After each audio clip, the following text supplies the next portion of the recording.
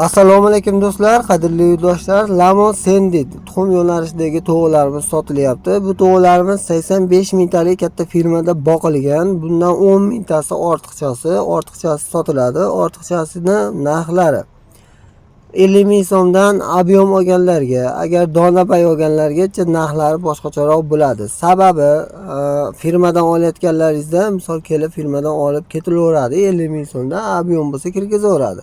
Agar 100 ta 200 ta dona bo'ladigan bo'lsa, unga kirgizmaydi firmaga. Katta firmada, chunki o'zining qonun qoidalari bor. 85 mingta to'g'ri boqilyapti aytdi. Shuning uchun boshqa odam kirgizmaydi, begonalar kirmaydi. Faqat doktor kiradi, ishchilar kiradi. Bo'ldi. Shuni sababi to'g'rilarda biz aholiga olib chiqib qo'yamizda, aholidan o'zimiz yonimizdan yem beriladi unga, firmadan aholiga olib chiqish yo'l kiralari, shuni hisobiga narxlari shu 5 ming so'm bag'ida rol o'ynaydi. 5 ming so'mcha qimmatroq bo'lishi mumkin ob'yomdagi narxga qaraganda.